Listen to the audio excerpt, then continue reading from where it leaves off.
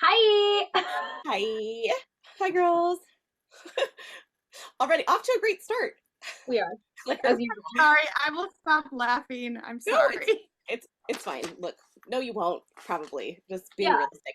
Uh, this is our friend Claire Smith, and in the ways of the internet, we know Claire's heart and soul, but we know nothing about her life. I had to ask her her last name this morning. I didn't make up Smith, but if I had made up a last name, it would have been Smith. So Claire from the internet, Claire Smith from the internet, whom I love and whose heart I adore. Tell me about yourself. Tell us about yourself. Welcome. Well, thank you so much for having me on. I feel like you guys really are getting to know me from like such a different perspective than like my real world friends. Also, I love how I talk about like the real world and then the problematic world as if Yes, they're two separate I call things. it Like, the yeah. 3D. Like, I She call it has a my name 3D. for it. This Yeah. that's the 3D world, which we don't like as much. Yeah. yeah, it's a lot harder. It's a lot more Yes. confusing, and I curse a lot more than I should. So, okay, so small intro. I'm based in Michigan. I am 32. I own my own business because I can't stand people telling me what to do. I've done my own thing since I was 24. Like, I don't believe in having bosses. I think it's just terrible for me personally. Um, so I was raised Christian. We went to a congregational church. I was like the sixth generation to be baptized in it in our family. So we've been around for a long time. And it was the kind of upbringing where like we say grace before every meal and you don't skip church even if you really don't want to go. Kind of floated away in college. I think that's a lot of people's journeys is kind of just drifting away from it.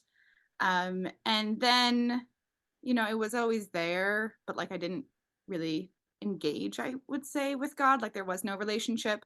And then as things started to get more intense with my company, and I was going through, and I don't know if we'll talk about this, but I was going through things like fundraising and I'm in the food world. So, spending a lot of money on manufacturing food and spending tens and thousands of dollars on stuff. Things just started to get more stressful and the stakes became a lot higher and just the pressure was a lot. So I started praying and doing gratitudes during COVID, and that saved me a lot. And then about a year ago, actually, oh wow, this is wild that we're doing this today. A year ago exactly, my entire world fell apart. I ran out of money and I was angry at God for because I had asked him so many times, like, is this what I'm supposed to be doing? Like, is this what I'm supposed to be building? Like, I'm building this for you. Or I don't know how I was phrasing it, but I was like, I'm building this and you've abandoned me. And now we're in this horrible situation. And I'm pretty angry. So that happened a year ago. And then what came up in prayer and quiet time or whatever you want to call it was the word obedience. And then I read a verse in First Peter, I think, in like one of the first chapters. Also, I'm a really bad Bible person. I just like don't know how people can understand or like memorize the verses. I can't. Anyway, so this verse came up and it was just like about obedience and just it just like that super clicked. And so I started instead of like rephrasing it like God, what am I supposed to do? I rephrased it to like how can I be obedient today? I don't know if those things are actually different, but it felt different. And I am now a lot healthier mentally. My company is healthier. Wow. Um, so yeah, and then of course I joined the problematic Bible study in the fall where we were reading the New Testament and I was extremely overwhelmed with how fast we were going. I was like, I just don't understand all of this. I was the one on the calls just constantly being like, I don't get it. Are we the soil or the seed? Like, I felt like I just did not understand anything, but I kept along with it. And then read Mere Christianity, which was incredible. And just, I loved the calls mostly because I could listen to other people talk and like try to make sense of it. But it was also just so great that like we all have like similar approaches in the sense that like we're approaching the Bible and God and relationships, etc., with curiosity, not like, well, this is the way it is. I really appreciate that. And I also just mega appreciate whenever either of you speak. And I'm just like, oh, such wisdom. Or like, wow, they have so much research knowledge and skills. And I am just like not that person. So I'm not saying I'm a bad Christian, but I'm like, No, and I no. have more time to like dive into this stuff. So anyway, I I come with feel basic of questions. I I feel love it.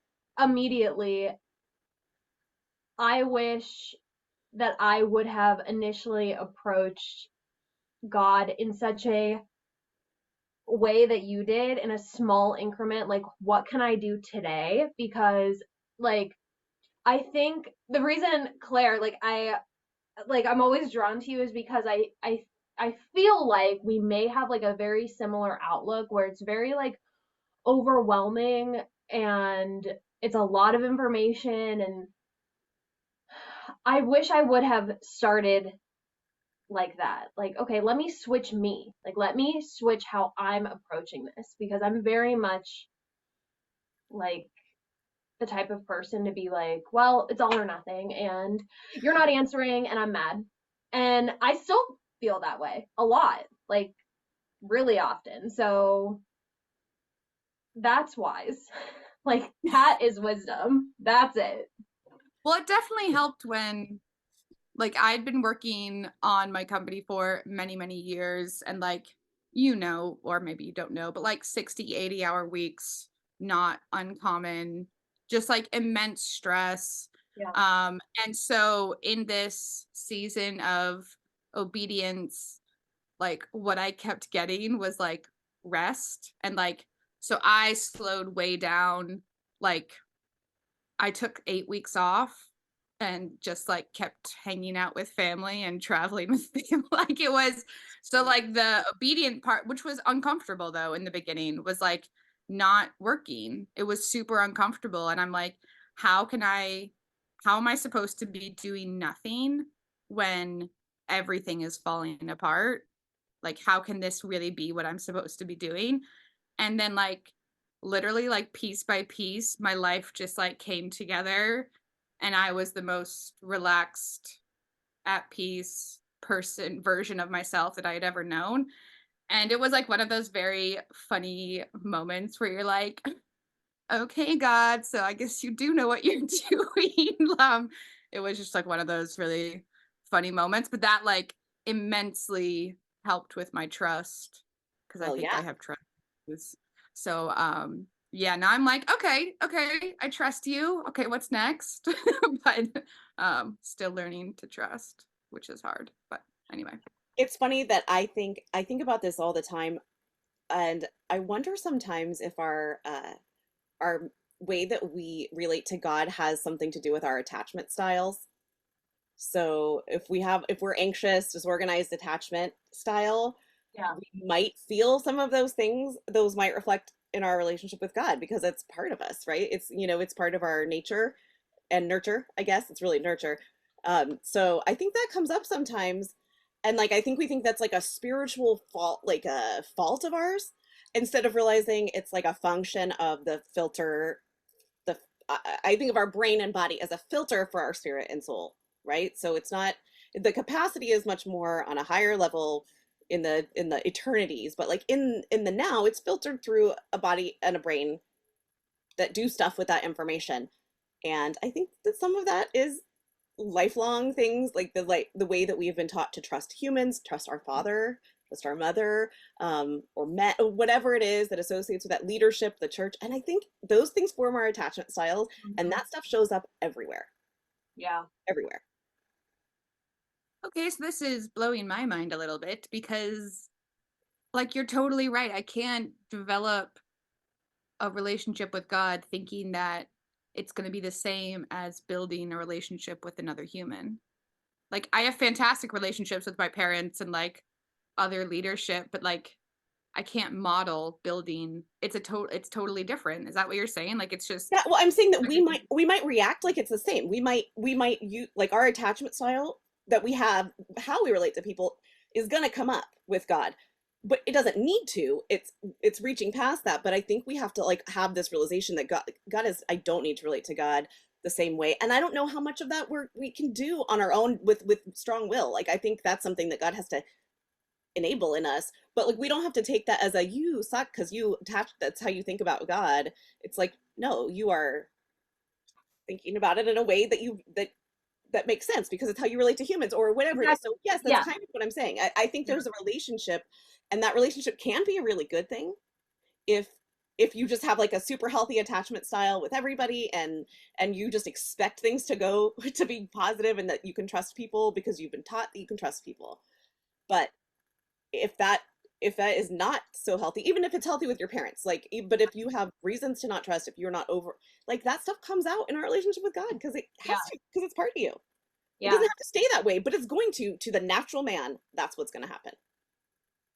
don't mind me. I'm just writing down future journal topics because I need to unpack a couple things. Okay. I love Okay. that. All right.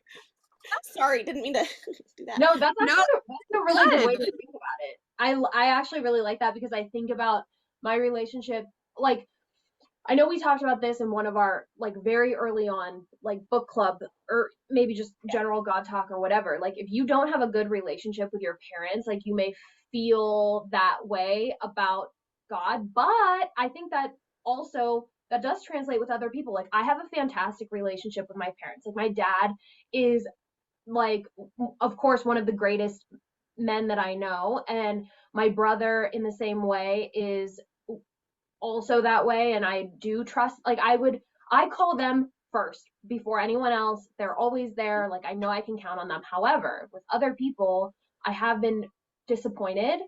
I'm I'm usually very disappointed in people because I'm the type of person, Elizabeth knows this about me, like I feel really really hard, and like I'm very like committed and opinionated, and I feel just a lot of things, and I care so much about so many things. We always joke that's going to be written on my gravestone. And when other people are not that way, that hurts my feelings. And like so I get my feelings hurt a lot, and then you can't help but translate that too to like this supernatural deity, and you're like, "Oh, you didn't answer how I needed you to answer, how I wanted you to answer." So Let me down, and you're gonna let me yeah, down, and you expect it. So I yeah, have my own version of this because again, I have, so maybe attachment styles aren't the right thing, but our attachment issues or whatever. I right, think you get what I'm trying to say because I yeah, actually have a very healthy attachment style. yeah, Like, I haven't always, as evidenced by my first marriage. I stayed in a abusive marriage for, codependent abusive marriage for 8 years. That's, that happens. That wasn't great. Uh, but that was faulty. That was faulty theology on my part. A lot of it was, so that's a story that we have not tackled, and someday we might. right, But I have this weird thing that I just realized comes up for me, and at least you've heard a little, you've maybe witnessed a little bit of this. So typically, I'm a I'm like a, I don't want to say, like, I don't think I'm like a, I'm not saying I'm a good person, but I'm saying I'm a nice person. Like I am always, like, I'm pretty sweet. I'm really careful about people's feelings. yeah, Um, I don't like, I try to be really gentle in how I deliver things.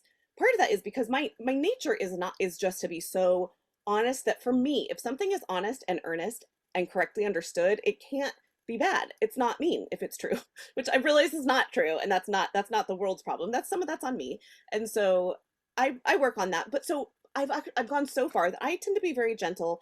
I walk on eggshells. My worst fear is hurting someone, like in this whole world, my worst fear, and to the point that it gets in my way sometimes. But also because of that, there's this weird phenomenon that people tend to, I'm like a polarizing person. 90% of the time, I meet people and in a group, like I'm in love with everybody. If I have I hate big groups, but if I have an opportunity to connect, I fall in love with every person that I mhm, meet. And most of the time, that's people fall in love right back because yeah, and 1 in 20 people is completely repulsed by me from word one. And I mean, yes, see, Elisa knows this. It's true. Like it happens, like I open my mouth and they hate me. and hate everything I have to say. And so I have this like, and it's so weird because I'm like, I didn't know that we had a thing, like it happens. And when I get, I thought we were like, I connecting. thought you were my best friend. I thought we were like besties, and I'm like talking, and then I find out like they're acting kind of weird, and it's like, oh, they've hated you all along. Or I had a meeting last week. It was super weird. First meeting with this group of people. Claire, I want to talk to you offline because I work in food, the other side of food, but I love this. And I went to my grad school was all startup like that. I went to Quantic, so that's like the tech startup. So I love the startup world and I love all that. And even my capstone was a food project. So I'm like, I just want to talk to pick your just for fun. Yes, my work's going to end up bleeding into this, as is Elisa's, as are, because it just will, my other work. But I love that. But I was at a regional food network meeting, and it's my first meeting. Everybody else was there at the last couple, but I wasn't. So it's my first one. I walk in, hi, friendly introductions. I open my mouth, and one guy was like a goblin. He was like he was just like, all of a sudden, he was like, why would you do that? Why would you say that? That's not a good idea. Like everything. I was like, what is your deal? Like from word one, my operations manager was with me, and she's worked for me for 10 years. So she knows me. She's been there. She's like, dude, what was that? She's like, you handled it really well. I don't normally put people in their place. I did gently with him. But like, I feel like I don't know what I did wrong. So part of me is always afraid that I've done something wrong, that I need to repent for, that I didn't realize, and that God is probably mad at me. And just at random. And like that he could 1 in 20 times find me really, really horrible and hate me, and the rest of the 19 times I'm charming. So like I carry that into my relationship, whatever it is, whether that's real or it's exaggerated. I mean, it's not. People around me can see it, and I don't know what it is, but like it's how I relate, it's how I experience it. So that's what I expect from God. Yeah, I have a lot of those similarities, and like we were talking about earlier in the group chat, like my view of God is like a cynical one and has been for like the majority of my life. So it's very hard to like break those thought patterns when I always thought that God was like out to get me, or like sitting there like plotting. And that just comes from bad theology. That comes from no theology, really. Like it comes from not that changed when I actually decided to read the Bible. Like, because you can't know God's character from other people's opinions, because everyone relates to him differently and everyone experiences him differently. And so you have to go to the source. Like you have to go to the source to figure out actually his character. And I no longer, like, I think last week I went to a concert. It was great. It was Fall Out Boy. It was so much fun. I was 16 again. It was so much fun. But I always say, and I still say it, God hates when I have fun. God hates when I have fun because it just seems like anytime I have something planned, things go wrong. And that's where my brain goes. It's like, oh, like God did this. Like he doesn't want me. Like I must have done something. I didn't deserve this. I didn't earn this, work hard enough for it. I shouldn't be doing it. So I can't have it. So all these things are going to like go wrong. And that's not really how God works. But no. It's hard to break that pattern. It's hard to stop thinking like that. And that is what I think at its core, we have a lot to talk about prayer. There are lots of things to say. Intercessory prayer is a thing. There's all this. But I think the first thing that prayer does at its core is heal that. It starts to heal whatever the prayer is. The time in the presence of God is healing those inner things, and it's remaking you the way he intended you to be made, undoing the stuff that the world did to you and restoring the person that he created. Not he's fixing you. He created you just right. It's restoring the things that the world have done to you. And prayer just does that. It does it over time, and you can only see that with time. Like Claire, you have specific questions, but in general, you said this. So you've experienced this. So I think that's a really interesting thing that this is a case study in that, in moving towards a different kind of faith, because you can only do that. I mean, there's a lot you can white knuckle your way through. You can power through it. You can decide to be obedient no matter what you feel. That's all fine. I white knuckled my life the first 39 years. so I'm 41, so it's not been that long. I'll be 42 in a couple months, but I I didn't I just white knuckled it. Maybe not quite that old. I don't know when that sort of changed. And I didn't have to. So I white knuckled my obedience and I was mostly pretty good, but it was freaking hard and I was mad a lot and sad a lot and I've been very blessed with right around your ages, both of you, a big come to Jesus moment. So I've had another 10 years of that, but I've watched it happen again and again and again. So at its core, that's what I think prayer is first spending time with, there are lots of levels of prayer though, but spending time with God and healing us, that's something I guarantee. Like I know that he will work on in someone. That's the prayer, those are the prayers I know he'll answer. So that's a start. Thoughts, But questions? on his time. Sure.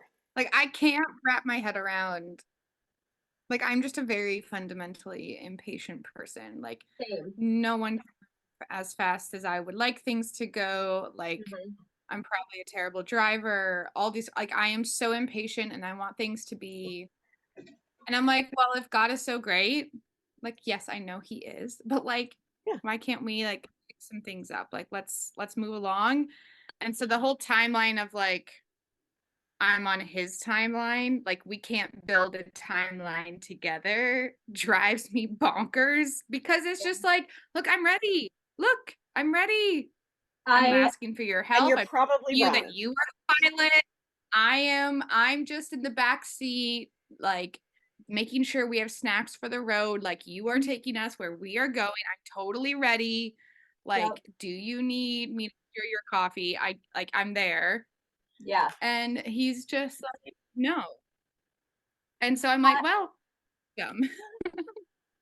I I relate so hard to this because the last 2 years of my life have been like exactly this, where like I wanted to get married and like I wanted to have a house and I'm ready and like look, like everything's, well, really since 2020. Like that was the like it's just the time where like everything was, it was like, oh, it's lining up and like it's gonna happen and like it's gonna be perfect. And then obviously we know what happened in 2020 and everything just got pushed, and it was such a blow in that part of my life because I'm like, I'm going to be 30 and like I want these things and I'm ready for them, and now they are not happening because of the world, and that's okay. And then I thought, well, by 2021 and then by 2022, and it was just like I was so mad. I was so mad, and that was my like first, of course, my prayer was like for these things. Like, I want these things. And then in 2020, when I had my like big, like, oh shoot, what's going on? Where is my faith? What is my faith? And I actually started learning about the apparent God that I believed in. I started to change my prayer to, please change my wants, because they're obviously not your wants. Like we are not we're not connecting here. Again, like I'm in the back seat, you're in the front seat. So please change my heart on how I feel about these things, because I'm so angry about them. Like I'm just so mad and I'm so bitter and like I feel like I can't get over it. And it's something I'm still working on, honestly, because I still feel like, again, like, did I, like, maybe I just prayed so much for this and then finally God was like, all right, fine, this is what you want, like, here you go, like, good luck with it, because it's still not exactly how I imagined it to be or like how I thought it was gonna be. But I think a lot about like the Old Testament like sacrifice system, where you came with a sacrifice that you could afford, and like sometimes that's all you have is like prayer. That's all you have. That's all I have for you. Like, I'm mad at you. That's all I have for you right now. And then it kind of changes, like, okay, when I have more, I want to give you more, because you, like, we're working together here. I don't know how to, I don't No, know how but to, God is, we've talked about, God is proportional. Like yeah, his relationships are proportional, not in a transactional way, but what he yeah, asks of you is proportionate to what you're getting, because because of reality, because he's realistic about what we have. You cannot give what you do not have. Right. And you have to, there's only so much that we can offer to this, because we're in this business of surviving in a world that is trying to kill us. So Right. we have to till the land and, we have to toil, as you like to say. Toil. So we're toiling. I know We're we're always toiling, toiling. baby. I I toil use that every word day. so much more since I've gotten to know you, because you love that word, and it's so good for this. It's a toiling. Yes. Okay, so some of this is maturing, is spiritual maturity, but also just like human maturity. Is it comes like, because time will wear down the edges of you, like it just does. So Yes. I that's not always true. There are people, I'm gonna talk about women because that's just the appropriate for this conversation. Women go one of two ways. Time like breaks off and chips their edges, and so their edges become sharper and pointier and more dangerous. Or it's like the ocean, and they are tumbled like rocks, and they're become, and it softens the edges and curves them. And the same one of the things is, I'm certain that there are people who are not Christians that are softened by that. But I think that, like, one way to ensure that that's the way that we emotionally age is by having a healthy relationship with that, because we have a healthier relationship with time when we are in relationship with God, because time changes. Time is not a thing for God. He is eternal, and we are also, well, we're not eternal, but we're lasting. And so time, time will not, time is a created thing, but right now it has more dominion over things than we do. So that time will pass away. I believe time won't always even finish. Time will pass away, but like, it just does not obey human whims. It doesn't. And when we talked about this on a recent, I don't know if you've listened to the time one yet, but because God is not subject to time, but time is subject to God. So that, and we are subject to time, because that is why we die. That's why we decay. That's why we can do things. So God just does not let us be in charge of time. That's just the long and short of it. And how that takes us, God softens that, but the only way, literally the only way to there are two ways to overcome this. One is, there's the easy way and there's the hard way. One is like, God change my heart. And two is, God give me patience. Yes. Because, he gives us patience by training you to have patience, by making you wait for things. It's like universally known. So God change my heart is better. I like that, because I have been praying for patience, and like don't do it, Claire. Don't do it. Don't do it. I prayed for patience. I got a whole fixer-upper, baby. I got this whole house that I have to be patient about. Well, and this just like, I mean, I don't know if you want to jump into the big question. Let's do it. Yeah, no, we're going. We go. Okay, so this just like leads me into my question of like praying for the right things versus the wrong things, because in this call I'm now learning that maybe I shouldn't be praying for patience and I should be praying for something else. But that's not really what I meant. But yeah, I mean, like, right. But like, I mean, when I look at my life of like how I prayed for fundraising, like I was raising $500,000 and just like constant prayer every day, my gratitudes, my Bible reading, my whatever it is, my devotions, all of it was like, and Lord, I asked like fundraising, like I need this money to do your work, and I'm building this kingdom, and like you're the cornerstone, so like I just need the money to get there. And I never raised it. Like it didn't happen. And so if I had, like, in hindsight, I'm very happy it did not work out that way, and like I'm much better for it. But if I had been praying instead for, I don't know, like where my company is now, like, I don't know. It's just, I'm just confused by it, because if I had prayed for, I don't know. It's like, I can't wrap my head around like change my heart. Like, well, that's not something to pray for. Like, I want to, like, I like to be specific with my prayers, and I feel like we're supposed to be specific. Like, I am looking for $500,000 for my company. That felt very tangible and very like, yep. So Okay. why do you think that it needs to be specific and tangible for prayer? Like, why do you think that that's the way we should pray? Because praying for something is like, pray for, like, it can't be so vague. Like did you get it or did you not get it? Like, if I'm praying for, hey, I really hope my fever goes away, like, it's very clear when your fever goes away. But instead, if I just pray for health, like, it's all relative. Like, okay, yes, I could have a broken leg, but like, at least I don't have cancer. Or maybe I have cancer, but at least, I still have a full functioning mind and I can still read and, Right. have memory. Like, it's all relative. So if I pray for like company success, like, also my definition of success has changed like 18 times. So when I pray for something like change my heart like has changed all the time. I don't know. I So just like for something specific so I can be like, okay, yes, I got that. so prayer is not a SMART goal. It is not, Well, that feels very simple, attacked. measurable, attainable, realistic, and it's not. So right there, we're gonna that's one thing. It's not this. There are no KPIs. There are no different mindset. Okay, I'm right, right? I'm on the right track about how. Yes, which is why I'm irritated. Okay, I'm just making sure that I'm understanding you correctly, but I speak that language too, so I understand what you're saying. Yeah, So you are. yeah. Okay, just want to make sure like we're on the same page. So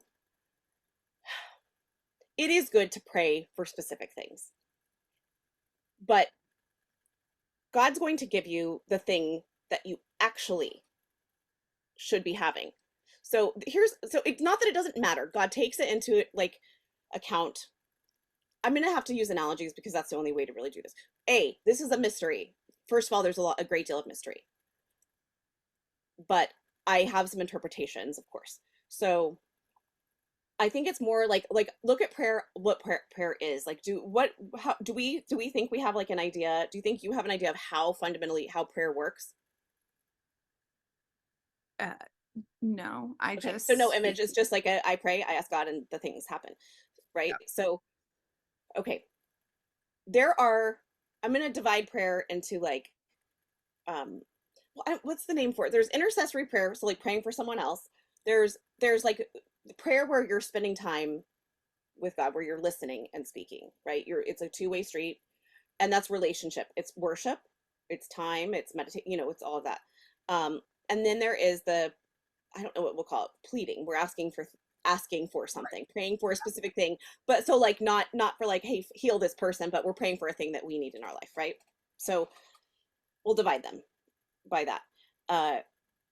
There are those who believe that like the highest form of prayer is purely like being with God, sitting in quiet.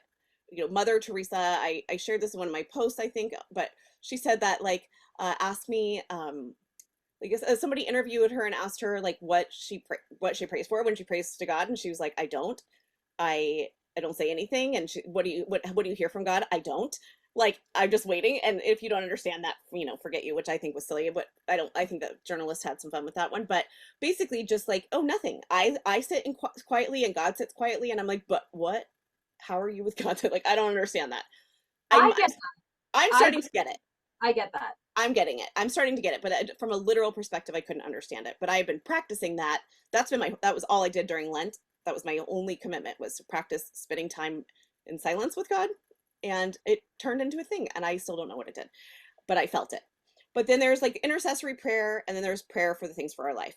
So a way to look at this is we are in the creation narrative. Remember, God put us in charge of the earth. Like we are in charge of the earth. We are members of the kingdom of heaven once we're Christians. So what that makes us is like we're almost like middle managers, right? So we are here to, when we pray, we are allocating resources. We are helping God allocate resources on earth. We're like saying like, hey, this resource that you have, I think it could be used really well over here.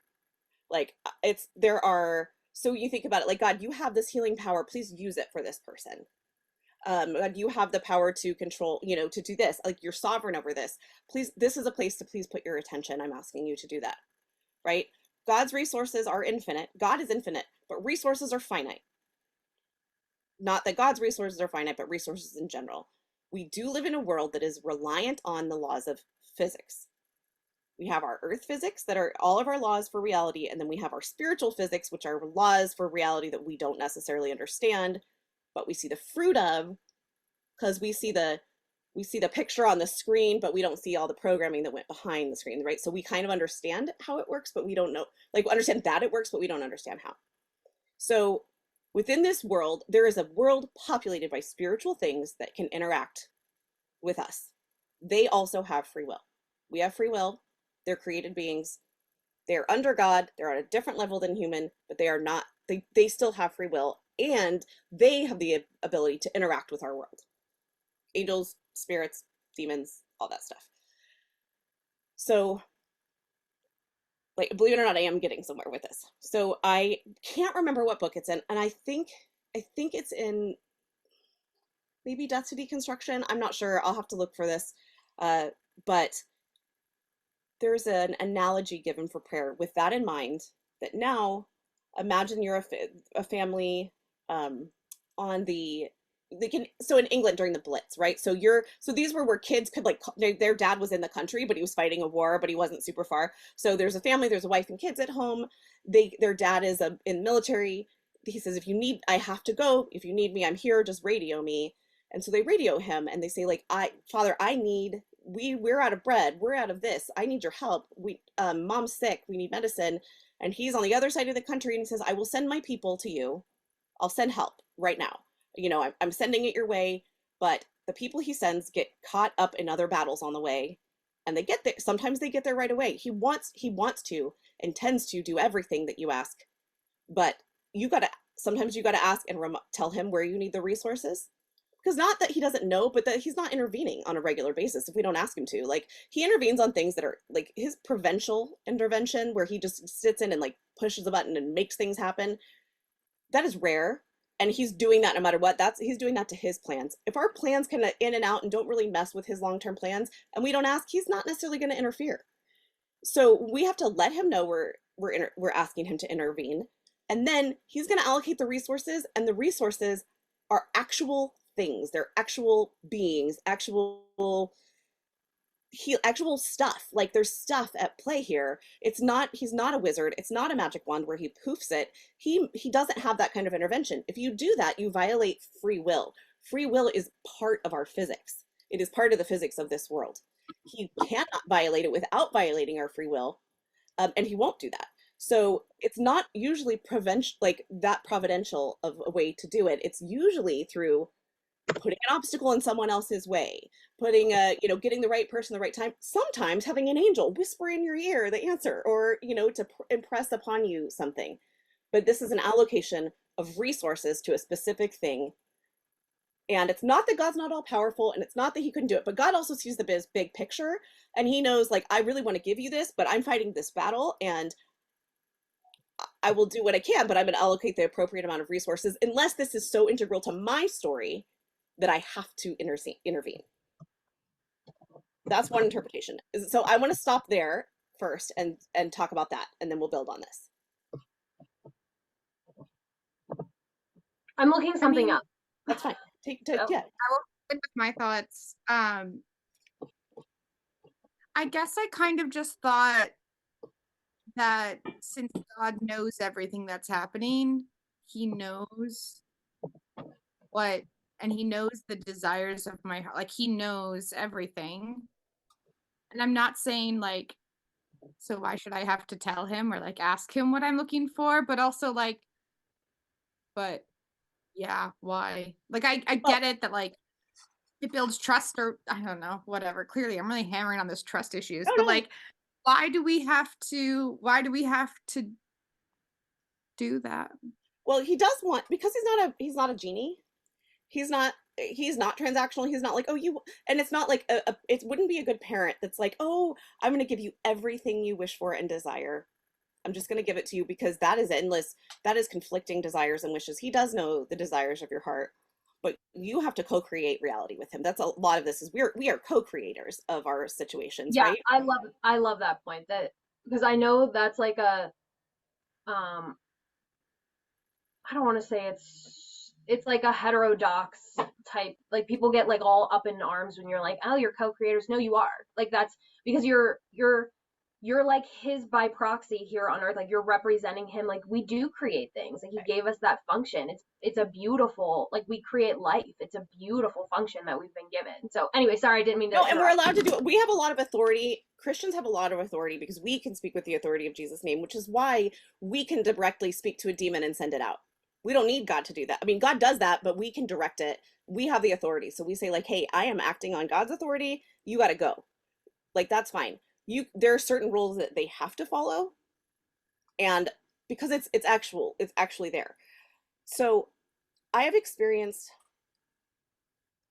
I mean, here's the other part. I want to go back to that. The desires that you have, like your desires to fulfill your desires, it takes resources.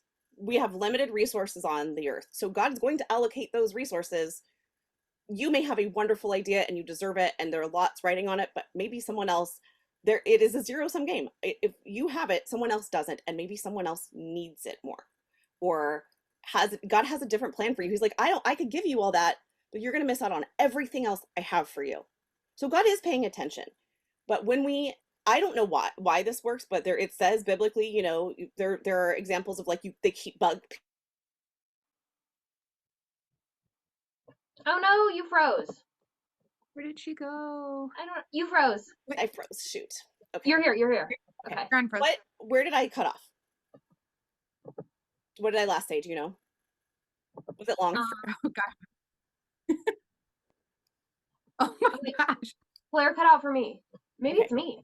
Can you guys hear me? No, I don't know. Yeah. I can hear you. I don't know. Okay.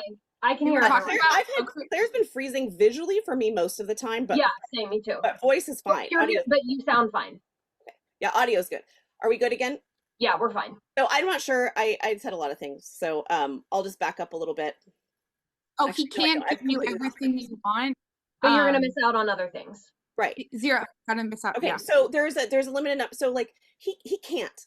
I mean, not that he can't. He could create more stuff. Like that's fine, but that's just not. Right now, we do live under the second law of thermodynamics. There's no more matters being created or destroyed. It's just changing form.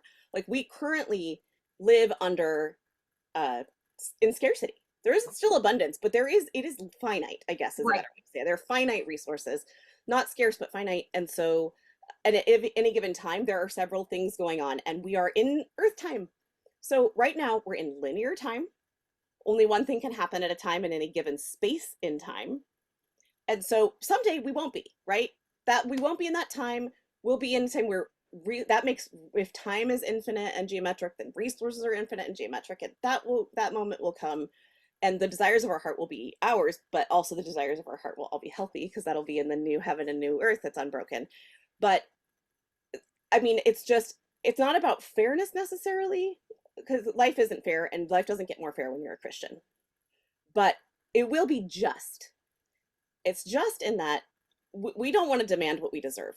We don't actually deserve, we deserve what we earn with our own hands, I guess. And if maybe if it's not blessed, but like, if there's not additional blessing, but we're always getting more than we deserve and better than we deserve. So that's also important to remember. God knows the desires, though. He does know the desires. And sometimes he just is like, just like a parent is like, I want to shower you with gifts. And sometimes he does that. And sometimes he answers a prayer in a way that's so clearly, obviously him and so profoundly important that like it rocks your world and it sets you up for years and years of faith.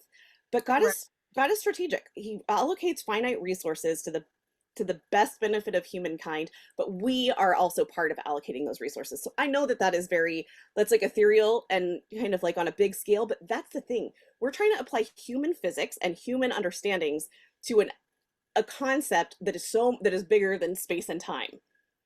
So it's gonna be a little out there.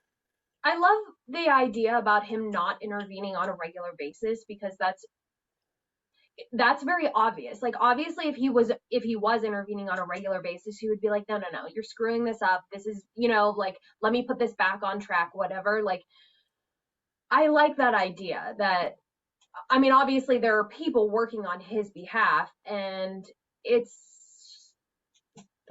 that's a nice concept, I think, to think about. And again, I think I want to say again, like going back to the sacrifice part of it, it's like your will is really all that you own, because everything else is his. So like if everything else, like if you know what I mean, like if you're a believer and you believe that everything else is his, all you really have is your will. So then to pray and to be like, okay, I'm giving you my will. Like that's all I have to give you, so you do what you want with it. That's a big ask, and that's a big, because then you really are trusting to be like, okay, you know what you're doing.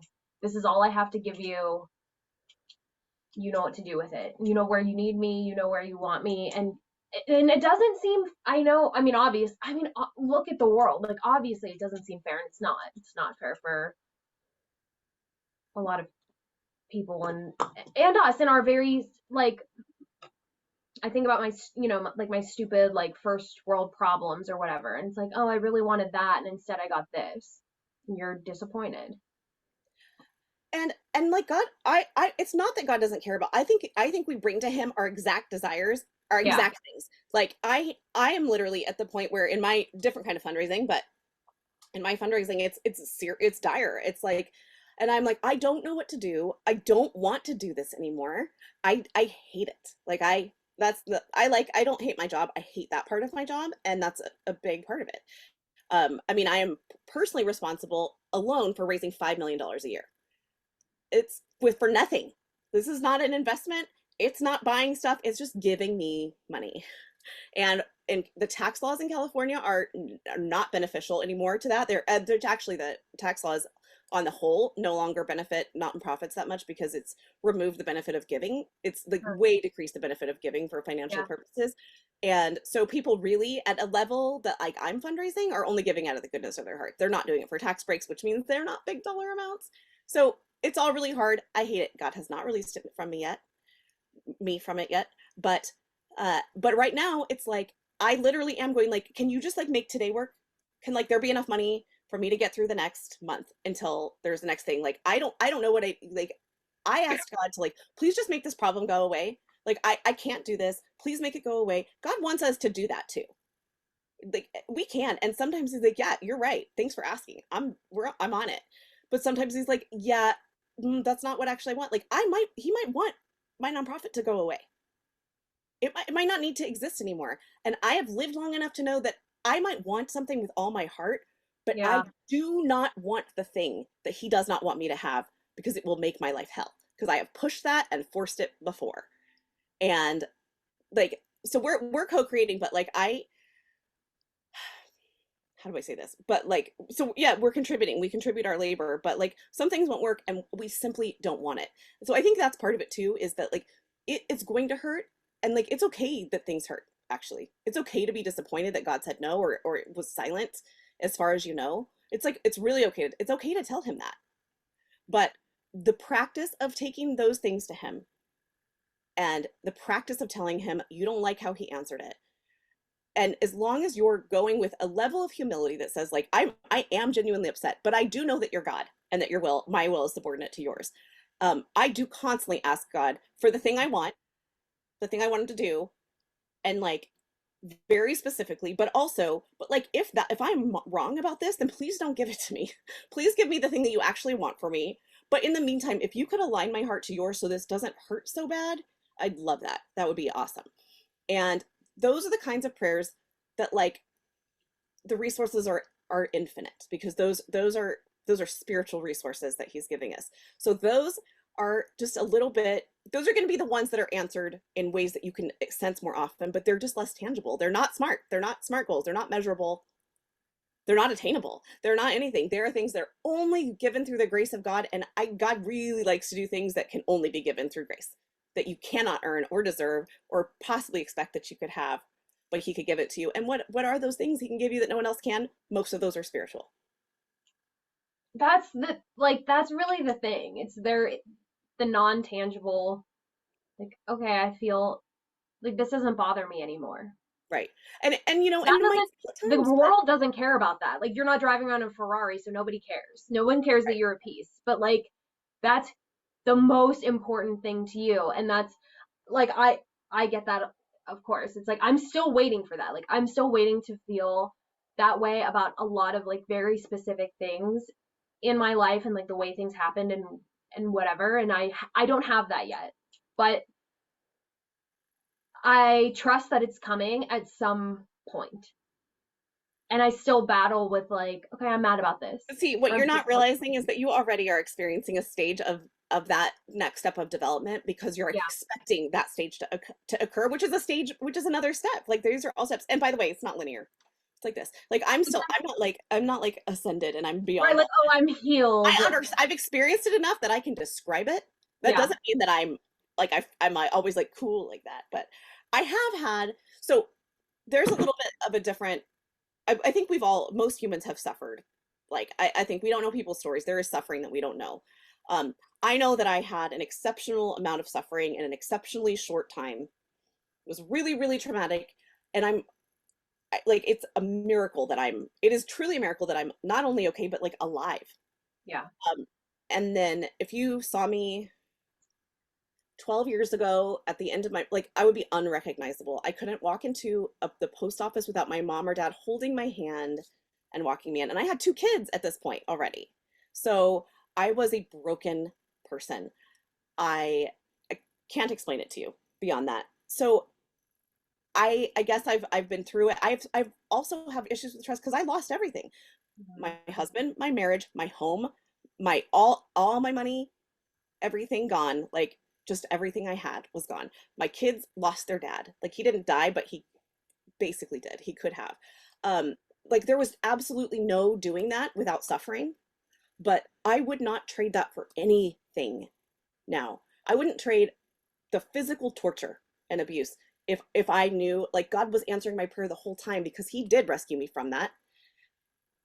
He made me whole. He brought me my I haven't talked I talk about Chris like in passing on here, my husband, but I partially because I can't really talk about it without getting super emotional. We've been together for 10 years and married for it'll be 8 this summer. And he is like if God designed a person for me, it's him. Like in this whole universe, he made me safe. He made his like life goal of like making my childhood dreams come true when we got married. So like I he bought me a harp. I'd always wanted a harp because I loved this harpist that played like so he bought me a harp that I and then like lessons and like um and the book press the book plate that I talked about yesterday like he's like you want to play library, here's a book embosser, like here's like he built me a library, you guys. Like actually he built my parents a library too, like even he and my dad built my parents one and then he built me one and it's just been like I that maybe doesn't seem like a lot but I had this like awareness this time. I'm picking out a dad for my kids. Like I already know my kids and I'm picking out a dad. Now I do realize that you're picking out a dad for your kids when you get married the first time too. Like that's a no-brainer, but I was really aware of it at this point. And Well, my kids you could I, not be. Yeah. yeah, I couldn't. My kids picked him out to an extent, right? Like Sure. um and they loved him, but I like I cannot and my life isn't necessarily easy right now. We've had financial stuff for the last several years as everyone else has. I have health stuff that goes on. He has some minor health like just life, right? Like life is going on. Um we we used to say when he was living I'm in California. He's from Boston. We were dating long distance for the first 2-3 years. Um we used to say like okay we're going to get through this and it's going to be fine because he had to give up his job and his his property that he like there was just a lot of change to come here. But we said you know what we don't know how it's going to go but it'll be fine if we're together. Like we can live in a one room apartment with a kid, we'll make it work, it'll be fine. We remind ourselves that sometimes like hey we actually do have everything we need. Like God keeps making sure we have enough to make it to the end of the month. We're not eating, we're not paying our mortgage, we don't somehow. And like I wouldn't but so it's not perfect but I would not trade one that's a lot to say but I wouldn't trade one thing about my life. I don't like my job. I don't like that my body betrays me constantly. I don't like that I'm still a slob and that I still have health issues. But my life is exactly as perfect as it could be on this earth and I wouldn't trade all that suffering. And I'm so glad God didn't save my first marriage. I'm so glad he didn't save my house. I'm That's huge. so I'm so glad about all these things because I would have stayed. He had to make it fall apart actually extra hard to get me to leave. Like he was actively intervening, and that was at a life or death situation. So part of it is that I have had prayers go answered that needed to, and prayers go unanswered that I'm so grateful for. So sorry for pontificating a little bit, but that's where I guess I come from, and that's my angle for some of this. But that doesn't mean this is all natural to me. It still is constant. It's like a constant thing. It's a constant learning thing. Claire, you This have just faith brings in it. up Talk to me. Yeah. I just have questions. Like, Good. I mean, okay, like what's coming, like, would I change my company's history if I could? Like, that's what first comes to mind. Like, if I could go Great back question and to ask change yourself. it, like, would I change a bunch of things? Absolutely. But then would I change it if I knew it was God's plan for it to unfold exactly that way? Like, I guess not, but like, it's kind of messed up for me to go through all that suffering, for you to go through all that suffering. But like, if you really didn't have to, and maybe that's toxic, I don't know. But then my next question is like, okay, and this like comes back to at least like what we were talking about earlier today, is like, how do I know if what I'm praying for is like what I want because society has told me that I want that, or just like, whatever selfish inwardly desires, or like, how do I know You don't if have what to I know. desire is aligned with what God desires for me? Because I'm like, I'm not petrified of praying for the wrong thing, but now I'm like, well, there's a good chance that most of what I'm praying for is the wrong thing. And God now I'm is like, well, great. Like, so remember that God sees the core of your prayer. So when you pray that your company succeeds wildly, he can either answer that literally, or he can say what you're looking for is security. And what you're looking for is a mission. What you're looking for is the satisfaction you get in obedience. And I'm not going to give it to you in that way, but I know that's what you're actually asking. You're not like, he didn't give, I had another guy before Chris that I thought was supposed to be with, and I was like, make this work. And he was like, nope, like, not going to do, but I'm going to give you exactly what you do want. But he didn't answer my prayer like the way I wanted, but he still answered it. I still prayed it. Like, it you do learn, you do adjust it with, you do not have to be afraid to pray for what you want, because if it's not good for you, God will say no. He won't give it to you, especially if you tell him, by the way, I'm super cool with you saying no and redirecting this prayer, because you know what I actually need. You know what will actually put me where you want me to be in life, and I don't want to be anywhere else. So don't be afraid of it. Like, go take him your desires, because even your wrong desires have a root. This is a C.S. Lewis. This was in Mere Christianity. Your desires are rooted in something good, or you wouldn't desire it. So God sees to the heart of that. You don't have to worry about that. You can force things, but I'm not talking. You don't do that through prayer. God will not be forced. You're not going to force his hand. Sometimes he might answer a prayer if there are other things that you need to be taught. He might answer a prayer in a way that that you did ask for, that wasn't ideal, but he still wouldn't do it if it wasn't his will, and he wasn't like, you can afford this lesson. You can afford to have this thing you want and be taught, because it's not going to throw off my plan in the big scheme. So don't worry about that. That's just not God is so sovereign over your life that, especially if you give him permission to be sovereign over your life, you don't have to worry about that. He's not going to make a mistake. so maybe what I'm now realizing is, if I knew that I was seeking security from my company, if I had known that 2 years ago, and if I had been praying for, hey, God, I need some security, I think I would have made different decisions.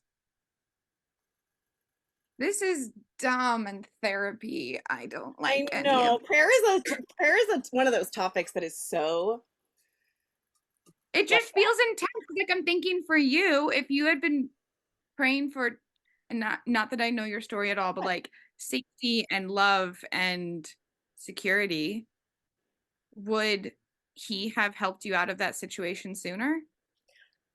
I don't know if he would have, but if I realized that that's all I wanted, I might have gone to the source for that, to a different source that I knew could offer me that without all the other crap. But that was on me. That was my will, where my will entered in. But because I didn't know that, God just still gave it to me. He drew me back to himself, which was the ultimate source of all of that.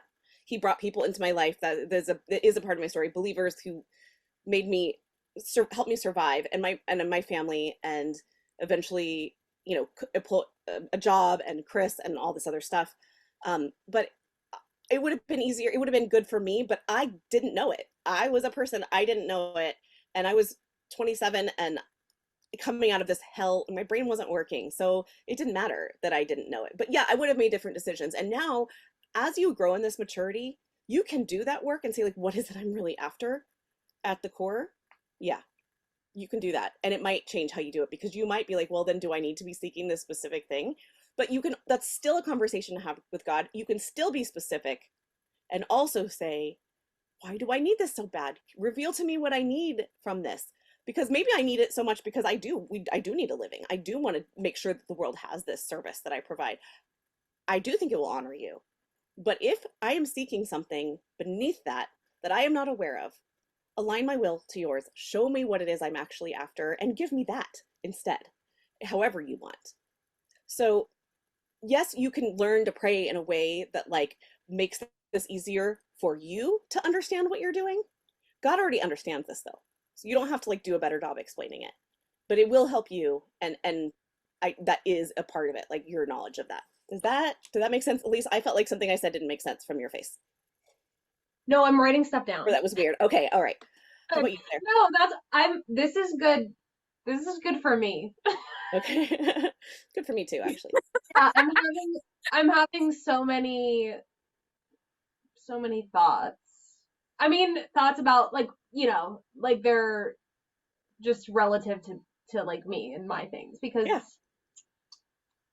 Because this is the universal experience of being a human. And it's hard. Yeah. Being human is hard. And this too, like, I mean, we don't have to transition into this right now, but it does lead me to like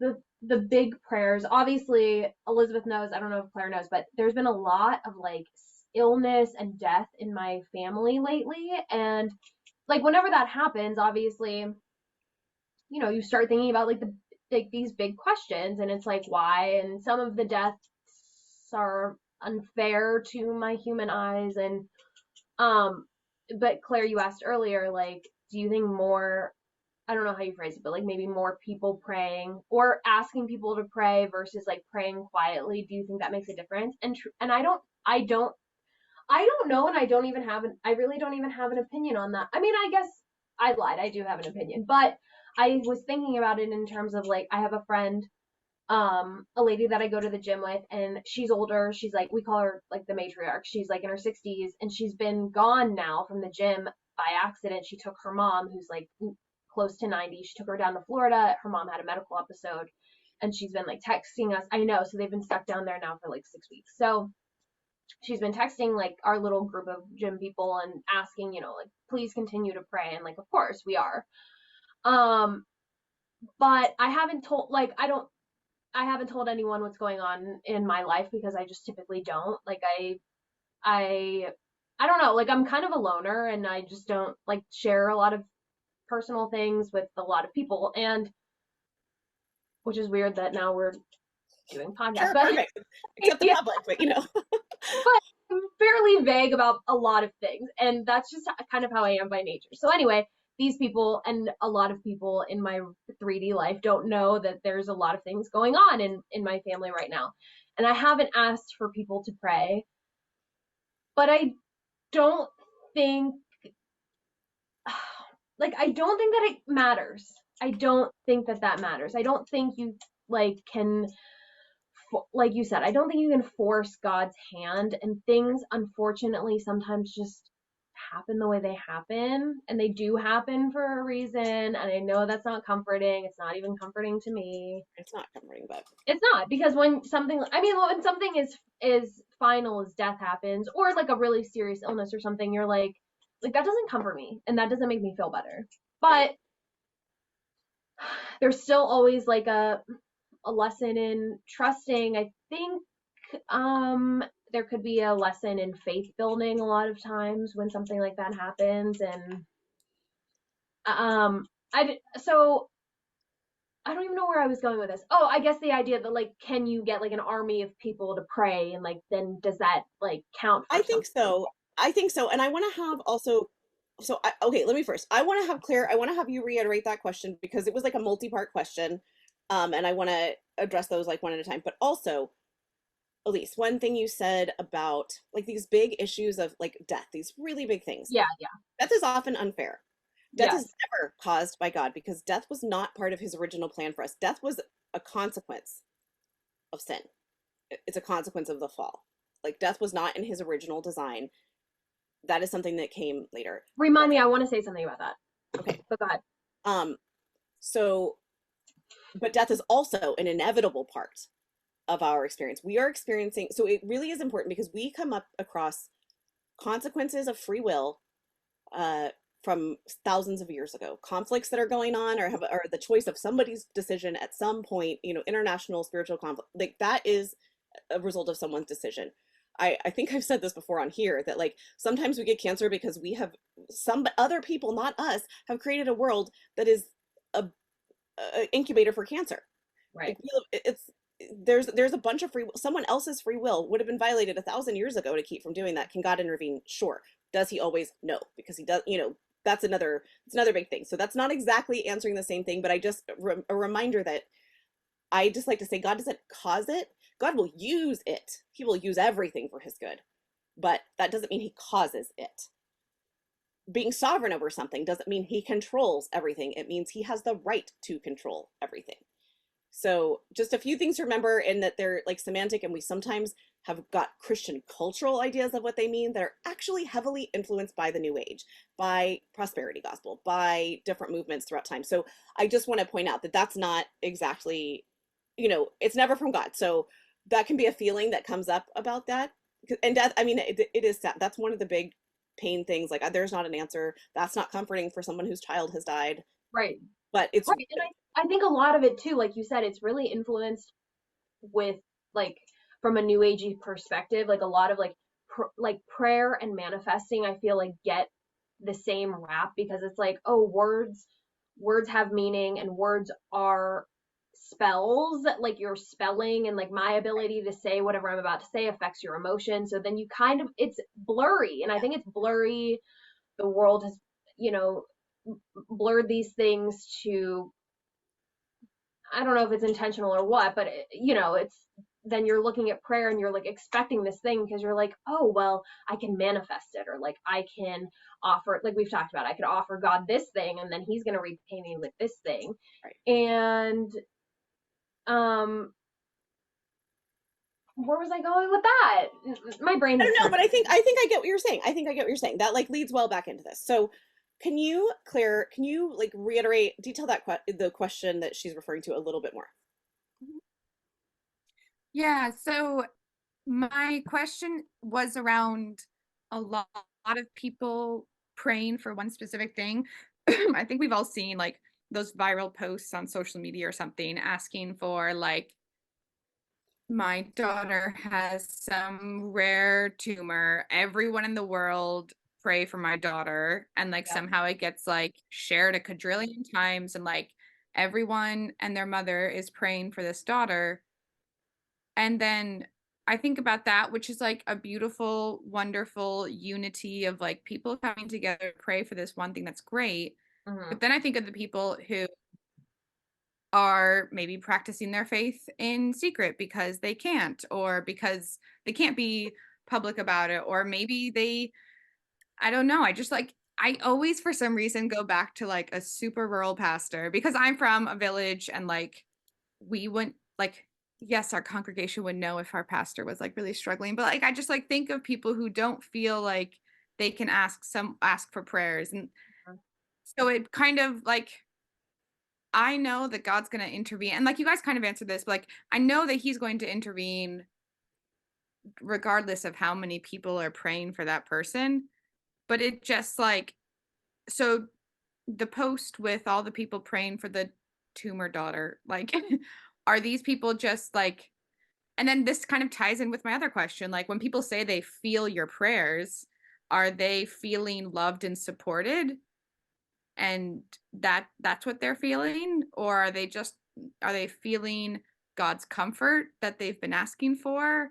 And then where is God's comfort for the individual who is, crying out for help inwardly, but isn't asking for people to pray for them. You know what I mean? Like, I'm Yeah. just like, how does that work then? Like, why should we bulk pray? Why should we pray en masse when it doesn't matter? So, like, the same thing with you, Elise. Like, why should you tell everyone to go pray for your matriarch's mother?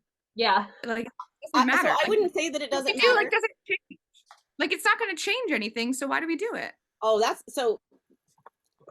That's starting a question on a faulty logic as it is. So we're gonna back up because I wouldn't say it doesn't do anything, and I wouldn't say that it doesn't matter how many people pray. So there's a kind of material version of prayer that is sort of not that I'm espousing, but that I have to explain to build a framework for this. So there is I started reading this book for research for like I thought it'd be fun to talk about on here. And I don't know if you're aware of like the book This Present Darkness, the Frank Peretti sort of like dystopian end time spiritual warfare. It like predates the Left Behind series and it's similar vibe, although as I mentioned the other day on one of these, if you were a listener, Left Behind's way better. Even like just better writing. But there's this like way that he illustrates spiritual warfare, and I don't think it's not intended to be like literal, but it was a really interesting way to think about it. So it's kind of a thought experiment, and it's that like there's this town, and they call in the reinforcements for this major spiritual thing that's ongoing, and a lot of the bad things that are happening in town are little and mundane, but they're actually like evil interference, demonic interference to distract, to keep people busy, their minds off of important things. Like there's that whole idea. And then there are angels, and there are people that God sent, and he sent his power and he gave them authority to do certain things, but they are, in this book, the examples, they are literally powered by prayer, like battery power. Like the angel's there, but he is a lot stronger and he can take on a lot more if he's powered by your prayer. Is there a spiritual like physics or economy or whatever that means that? I don't know. But if there is, it doesn't necessarily mean that like that a 1,000 people praying necessarily gives it more power than one person praying in authority and power. Like I don't know if it maxes out. Like, does it equate? The math. I don't know what the math is, because even in that story, they'd be like somebody praying. It's like this old lady who's praying with this like immense amount of faith was like more than all these other people who are like, yeah, please work on that. But even that helped. Like even that was there. So a couple of things. When they do these mass viral things, 90% of those people are not praying. 99% of those people that say that are not praying. Saying thoughts and prayers doesn't actually do anything. So that's I mean, praying is good. I try not to say like I'll pray for that unless I'm going to pray for that. So at the very least, I pray for it like right then, right there.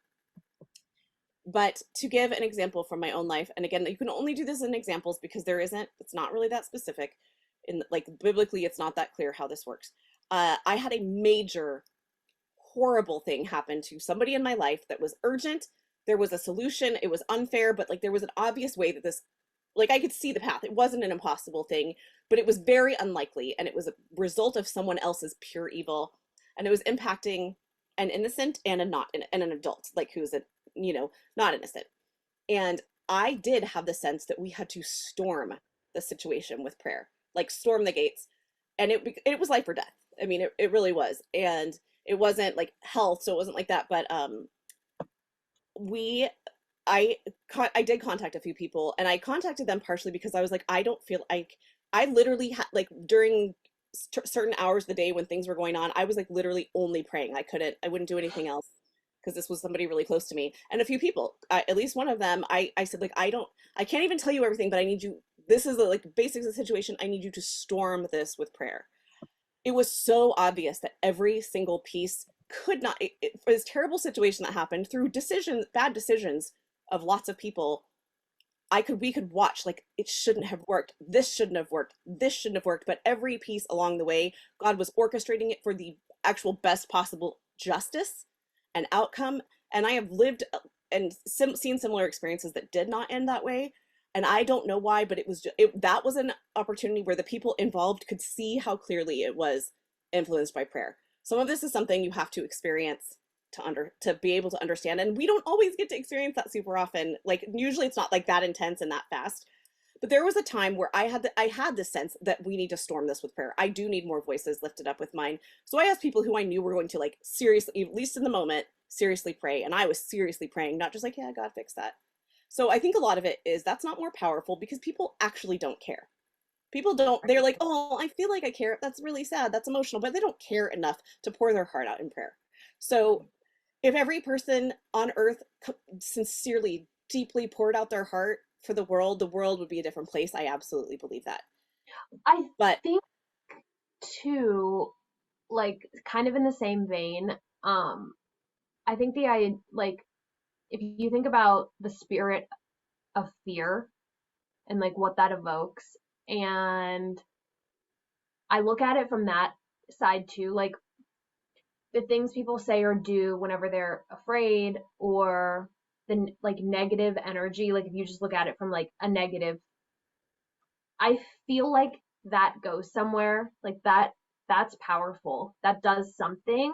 So then on the opposite hand, prayer also has to do something. right, It does right. something.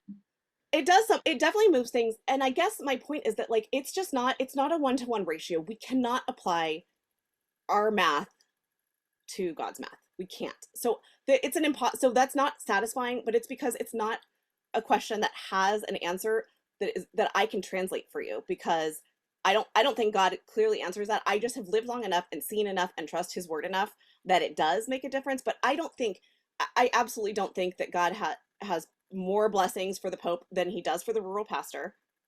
Um because I believe it's proportionate. I believe it's proportionate. If this man has influence over 100 people and 99 people are praying for him, and the Pope has 100,000 people praying for him, or he has influence on, and 99% of those are praying for him, same thing. Like I don't think it's really going to make that much difference. God knows exactly what our resources are, including that. He knows what our finite resources are. He allocates accordingly, and he allocates according to his will anyway. Our we don't know how, like our pastor and him are allocating. I think some of it's just he wants us to ask. He brings it to our attention. I do think there is a way in the spiritual physics economy, whatever you want to say, that our prayer literally assists in this work. That's what I mean. Like if But I you don't, actually we, think that about is it. an absolute mystery. We can't know how that question's not going to get answered, because we, like, I'd be making it up. We could just make it up, but the Bible But doesn't say. I like that idea. I like the idea of it But being it like a does. source. It does. So like this is where the faith part comes in, because there's like a leap in faith. But for the record, I don't think that like you're a better Christian if you ask people to pray versus if you don't. I think it's a good move to ask people to pray for you, to that you trust. I do think that shows vulnerability, and I think it's comforting. And I think that if you can't do that, you can ask God to ask others to pray for you, because I have been awakened in the middle of the night to pray for people that I have never heard of, whose name that I'm like, I wake up and there's this name in my head, and like that I have to pray for them. So like I don't know what all that means. That's all kind of weird, but I just know that God is just in that way. So he's not only good, and he's just. So that this is one that has to be on trust. I'm sorry, that is not a very satisfying answer to that question, except that I know for a fact that God doesn't punish you for having fewer people know your problems.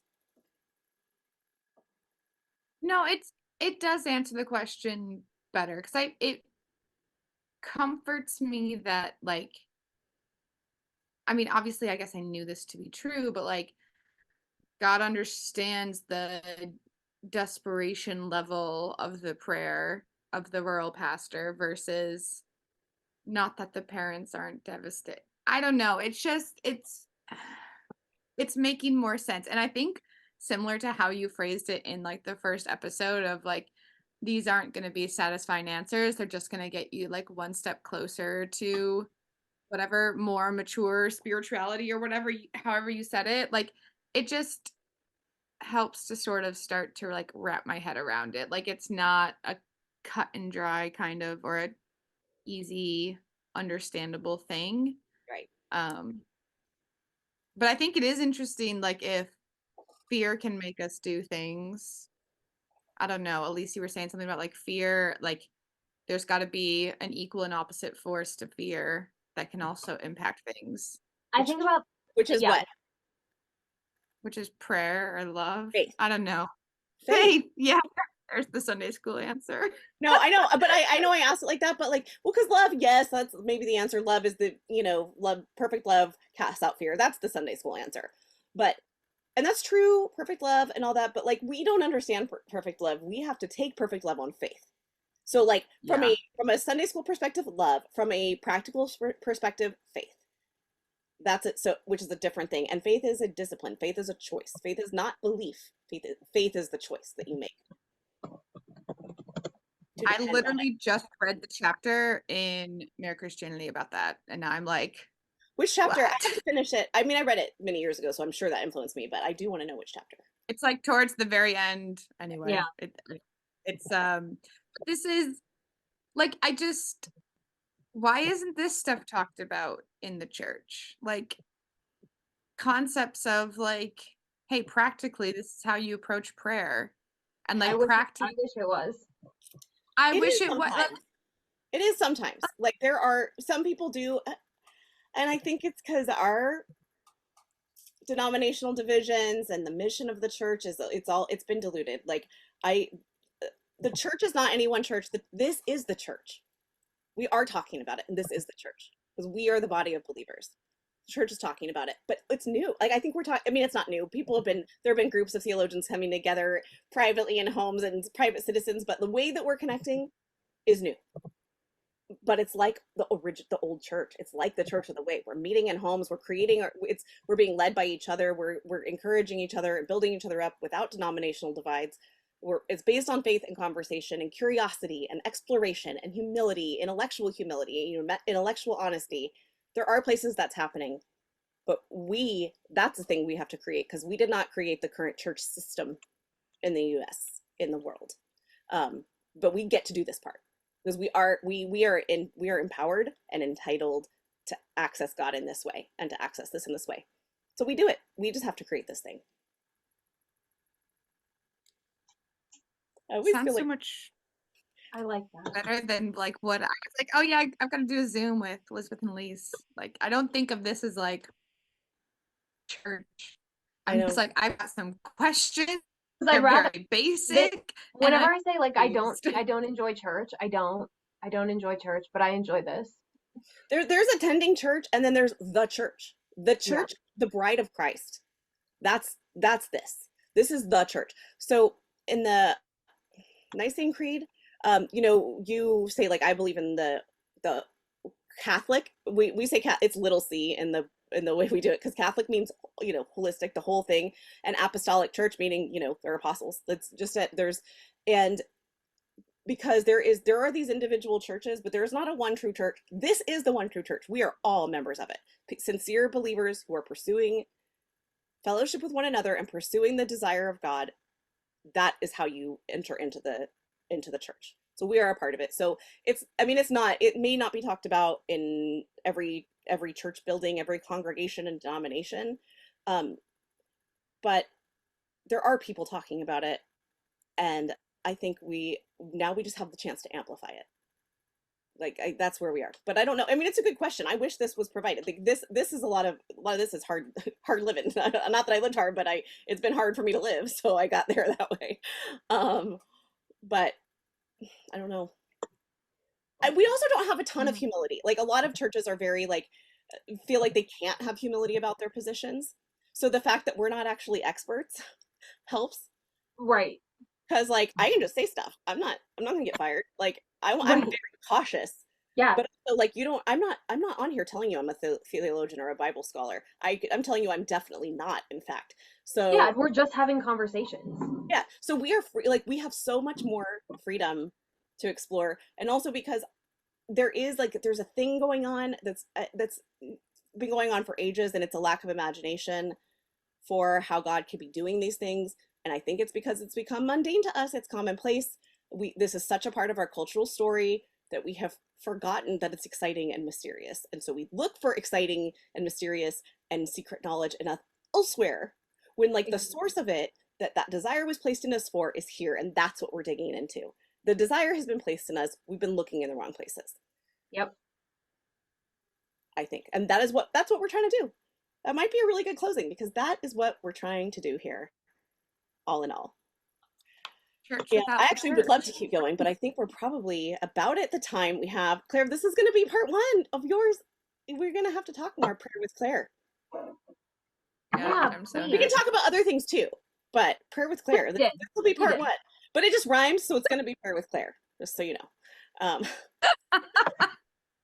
That is A-okay with me. Thank you for having me on. Thank you for tolerating my basic No, Oh questions. my God, I don't no, know. love it. I'm just you know the blessing this is going to be for, not to use Christianese, this is going to be a blessing for other people because everybody's asking this question of themselves in their hearts of hearts.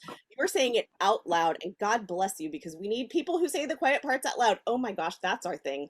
That's what we do. We just say the quiet parts out loud. That's the whole thing. Like, this is like, I don't want to talk about the weather. I want to be like, where do you think prayers go? Yeah. We're like, what do you think? Yeah. This is like what we keep talking about. Like, I don't know. Like, I don't know. I know you. Like, I know you. I will recognize your soul when I meet it in heaven, but I don't know your last name. I don't know what you do for a living. Like, I don't know. You know, we I get love that. that we know nothing about each other. I know. And It's yet you guys beautiful. are like privy to like some pretty personal stuff. Like I Yep. don't even talk to my Yeah. friends about this, my family who is very, very Christian. Because if I showed up at the dinner table and I'm like, hey guys, I've been thinking a lot about prayer, and Yeah. like it would be a lovely topic of conversation, but like I feel like it would turn into a preachy, not a preachy moment, but Mm-hmm. like a, well, this is what the Bible says, or like this is what Pastor Lucas says. And like I'm like, no, I just want to explore. I want someone else to be like, yeah, I've really been confused about that too. Like, Yeah. anyway. Yeah, I'm like Yes. bringing excited the now. wisdom. Like the wisdom is part of it, but like I'm not one person's interpretation just isn't gonna sell me on something. Like I want to explore. I want to excavate this idea, and I want to know the right answer. So I'll listen to the people who talk about God, who've studied it, the experts. But I also don't think they have and we know actually they do not have a monopoly on wisdom. Right. It's a fact. And it's a priesthood of all believers. We all have access to this. We don't all have the luxury of time to spend reading the Bible, like studying the history of the Bible, studying the depths. We can't all go to seminary, but like there is an entry point and an access point for each person to have this, and like we get to change that for the future. My family, so I think part of the benefit of the way I think about this, why I think this way, because I did grow up in a household where we could talk like this. Mm-hmm. So that probably not, maybe not quite to this much. I think I would have thought like, oh, I have to be more, I have to maybe not say that because I don't know how it'll come off, but I've over time learned that I was getting so much of this. And as my parents grew up, because like, they're growing up too. I realize now I have an adult kid. I'm like, I'm still growing up and figuring this out. As they were growing up and figuring it out, that was developed more and in their spiritual maturity. But now we have the opportunity in our circles and the people we influence to continue bringing this to the world. And that might be our whole role. The thing that like our part in God's story.